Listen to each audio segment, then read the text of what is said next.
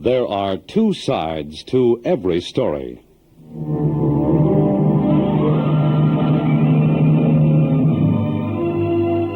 The National Broadcasting Company presents the vivid drama of life itself. Broadcasting's original program of mediation, The Court of Human Relations. And now the man who has familiarized millions of people with the idea of mediation helped to make it a creative force in American life. A.L. Alexander. As we turn to the cases that have been selected for hearing, we find revealing examples of the abundance of drama taking place in the lives of those about us. Drama not woven out of fiction or fantasy or the imaginative approach of some scriptwriter, but out of today's tangible conflicts in the actual relation of man to man. The oddities, the comedies, the tragedies that stalk across the stage of human living. Mediation, the proceeding you are about to witness, is the attempt to reconcile opposing views, to encourage people to go on together, if that is possible, where obviously it is not, to part without malice or resentment. Now, the attempt to adjust a dispute through the friendly intervention of impartial persons is called mediation. And today we welcome as our mediators three key personalities in American life. An engaging figure of the courtroom, as attorney for the defense, as prosecutor of the pleas, as a judge of the Supreme Court of his native state of New Jersey, Honorable William A. Wachenfeld. An educator, widely known for his awakening of interest in all forms of creative expression and helpful knowledge, Dr. Paul Dawson Eddy.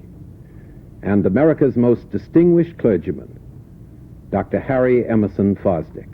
I think as this case develops and all of the parties are heard, we'll understand the honesty and as I became acquainted with the background and the facts, the unconscious pathos of this matter. Now, the complainant mother of this young man is extremely eager to see that this matter is settled without injustice to her son. We hear first from the mother. Mr. Alexander, should that girl make a fool of my son?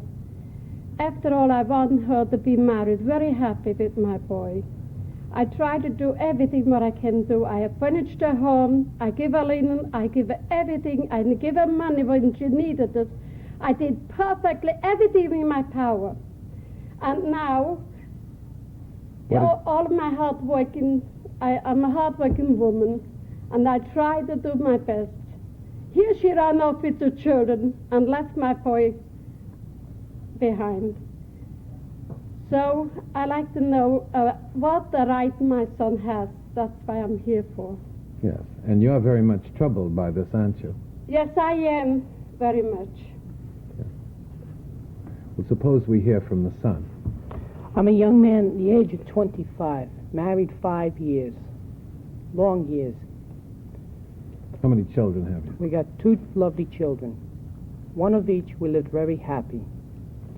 A few weeks ago I decided to go over my mother's for supper. What happened when you were about to go out the door? The wife suggested to sleep over that same night. Where? Over my mother's house. You usually do, don't you? No, I don't, Joan. He never Yeah. did. Well, now, suppose we get the facts so the board can come to some conclusion. You say that you decided to stay overnight at your mother's house, and you left the house. Is that right? And That's right. And what did your wife say to you when you left? Why don't you stay over your mother's house that same night? Now, did you stay overnight at your mother's house that night? I did not stay over my mother's house that night. I decided to come home early. And I walked in, and the shade was down. There was no light. And the wife sat on the couch with the strange man. Yeah. And I asked, who is this? Because she said it was Mr. So-and-so. So I said, who is Mr. So-and-so? She answered she wanted a divorce. She wouldn't tell you who Mr. So-and-so was? No. Well, then what happened? Yes. Well, now suppose we get this side of the story, and then you're going to have every opportunity to explain your side. A few days later, I found out that she had a date with a man. I followed her, and she bumped into me. And when she bumped into you, what did you ask her? She told me that she was going to go to the movies with her girlfriend. So I said, all right. And then what did you do? I decided to follow her, and she jumped into the car and she drove off. Who was in the car? The same fella that was holding her hands on the couch in the living room in my apartment. And what did you say as they drove off? I will not give you no divorce. Yes. Well, then what happened? Well, then, Well, did you find that the home was broken up? I mean, what happened? the home was broken up. She took the children away. I don't know what to do. I don't know where I'm standing. I don't know what to do where I'm standing. Well, didn't you take the furniture out? I took the furniture out, yes. After she took the children away? That's right.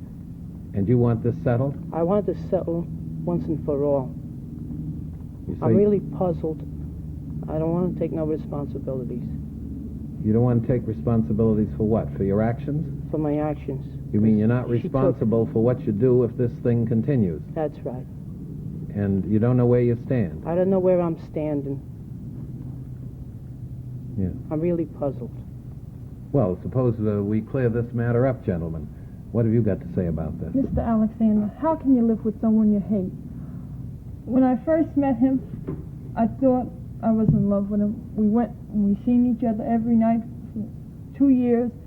Then, at the time we had a child, I thought, well, the right thing to do was to marry him. At the time, I didn't know what was behind it all. I told you all about it, remember that. Now, just a minute. We're here under presumably relaxed circumstances to settle a very bitter matter. This is a very bitter situation, gentlemen. And suppose we all relax and try to come to some conclusion.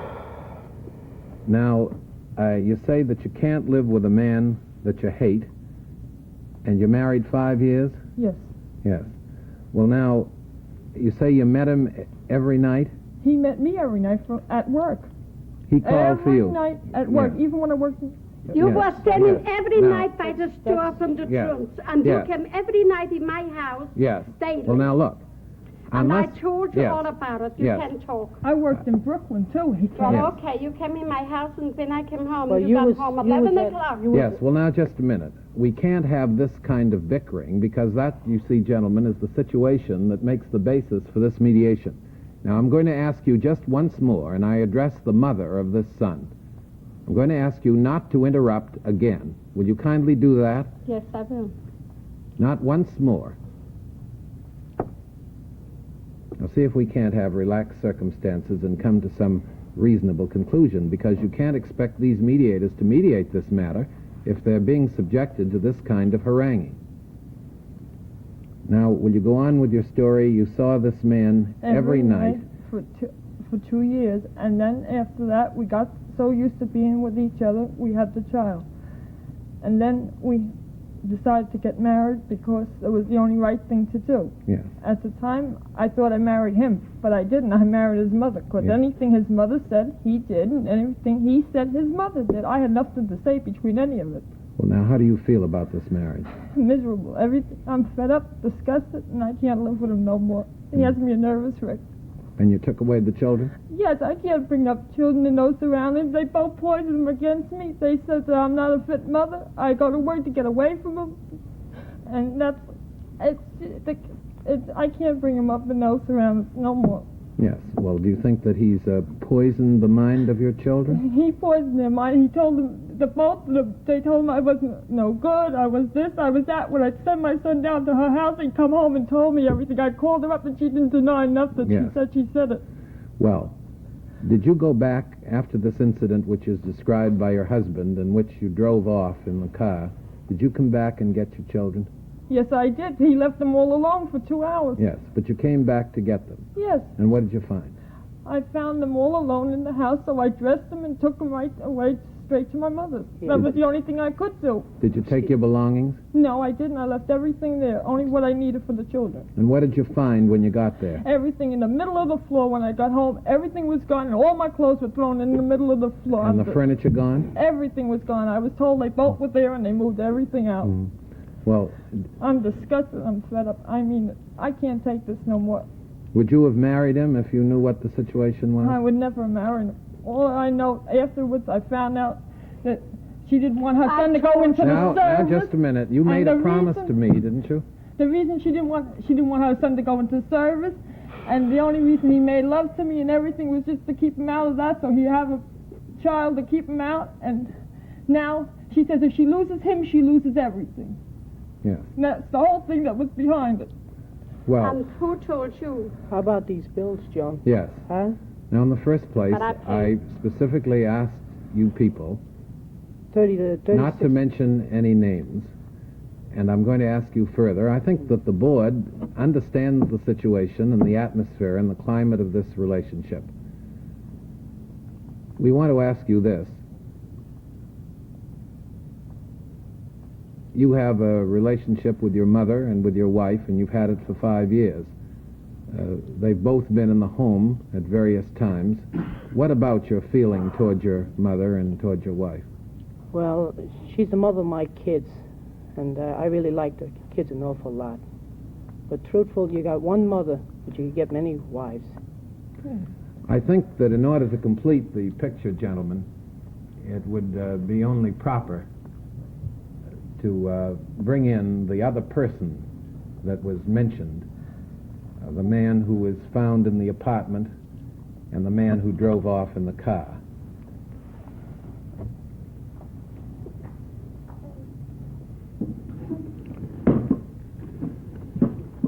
Are you the young man that's been referred to? Yes, I am. Will you tell us what your connection with this matter is? Well, all as I can tell you is that when I first met her, I felt very sorry for her. I seen she was very unhappy.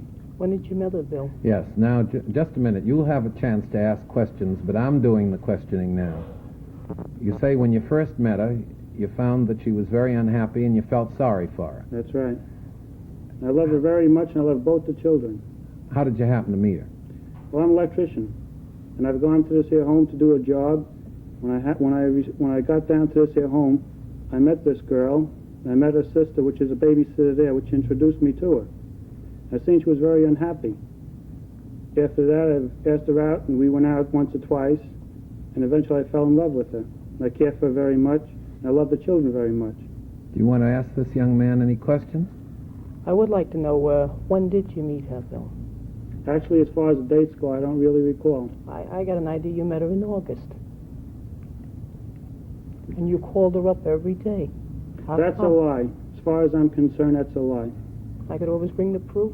Bring the proof. Please do Well, regardless of when the date of meeting, we know that there was a meeting, and we know that as a result of the meeting, an attachment developed, and the family is now broken up. And it broke up as a result of some very bitter experiences and some very serious conflict.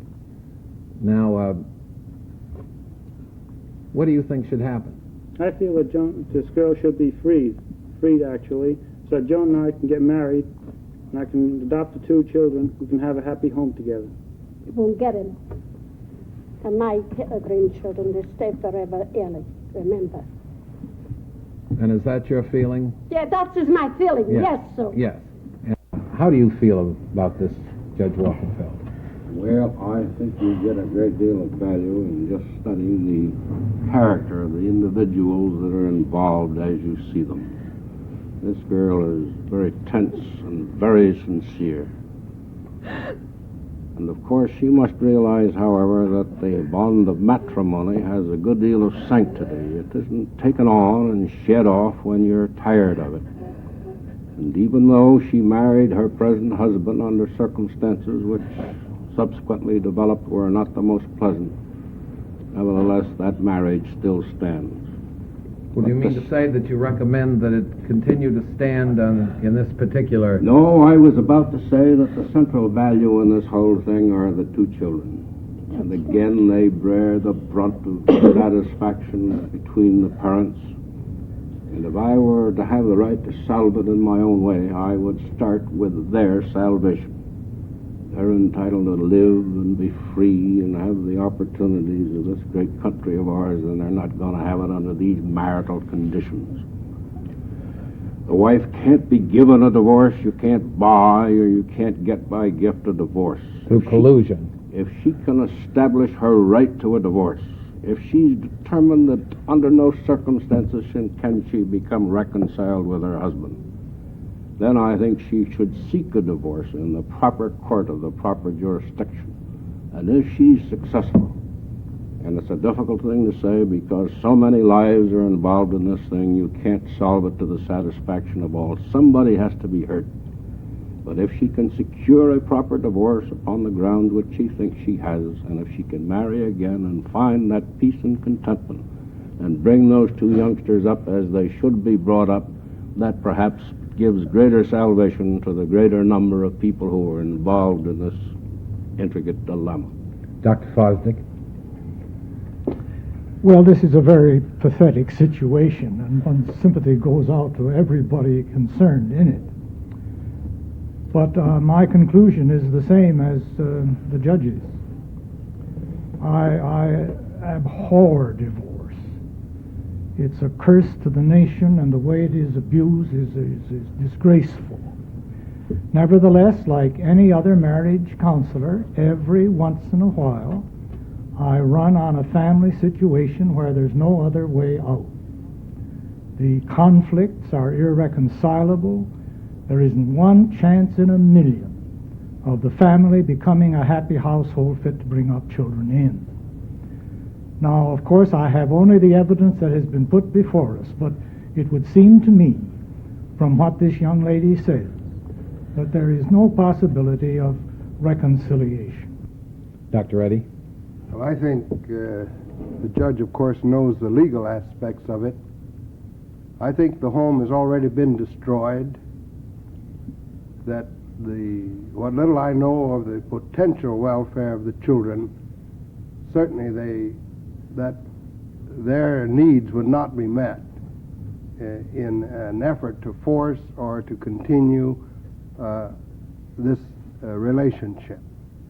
And therefore I see no reason to continue it, and the proper means, which the judge knows much better than I, of course, should be pursued and the situation broken up. Well, Dr. Eddy, if I may interrupt, this is not a legal program, and the purpose of it and the reason why these people came here was not to find out how they could get a divorce. No. You were sitting here as a mediator for the purpose of trying to get these people to go ahead on the basis of harmony and cooperation, and if that is obviously impossible on the basis of the facts, suggest that they part without malice and resentment. And I suppose the legal angle will take care of itself. Now, on the basis of what you heard, do you feel that there is any inducement to a continuation of this marriage? None whatever. Excuse me, is there any chance of getting one of the kids? Well, now, here we go into that very situation. You were didn't have to cry. You never was so very good for the children. I did the most. Yeah. I worked day and night and so for them. Don't you fool yourself. Yes. Well, you see, this is an I did more evidence. than you ever done for them. If this marriage were continued I kept in them all name, the you time. can see exactly what would happen. This is the kind of thing that would happen. Now, sir, you've heard what's been said during this proceeding. You've Yes. heard at some length. Yes. You've heard at some length Yes, I did. what your wife said. That's right. Now, you listen to me just a moment. She brought out the fact that she finds that the marriage is simply impossible, and she's related all the unpleasantness and all the misery that's existed. What is your intention? You know of the grounds that exist and the situation that exists. What do you intend to do about it? Well, she could do whatever she pleases. As far as I care, I just don't care about the matter on the subject. Well, do you intend just to watch and see what goes on? I'm going to tend to sit back and just watch it all and let her hang herself. I think it should be made clear that it is not the expectation or intention of this board to disentangle in a few moments the accumulated complications of months or years.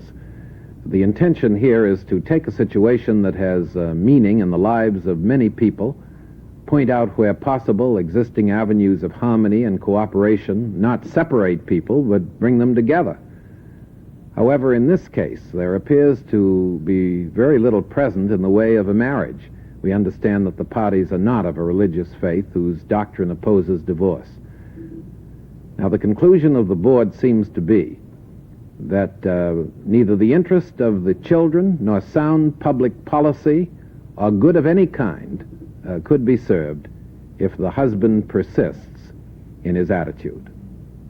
As we conclude another session of the Court of Human Relations, it is fitting, I think, in the moment or two remaining, that we pay tribute to the distinguished members of our board who, despite many interests, always manage to find time for projects devoted to the public good. In this regard, I'm reminded of that eminent figure who occupied so exalted a place on the bench of the Supreme Court of the United States, Mr. Justice Brandeis.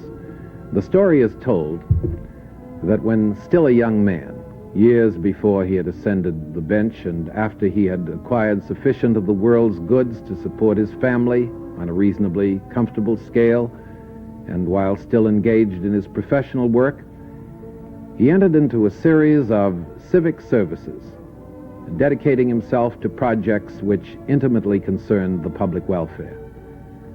Now, this became his hobby, and in later years, in discussing it, he commented that some men buy works of art, others delight in yachts. My luxury is to invest my surplus effort in the pleasure of taking up a problem for the love of the thing itself, helping solve it in the interest of the people. Now, I'm mindful of this utterance of Mr. Justice Brandeis, made many years ago, when I think of the busy men who give so wholeheartedly of their time and of their energy in the public interest. Honorable William A. Wachenfeld, long a justice of the Supreme Court of his native state of New Jersey. Dr. Paul Dawson Eddy, president of Adelphi College at Garden City, New York, and Minister Emeritus of famed Riverside Church, Dr. Harry Emerson Fosdick.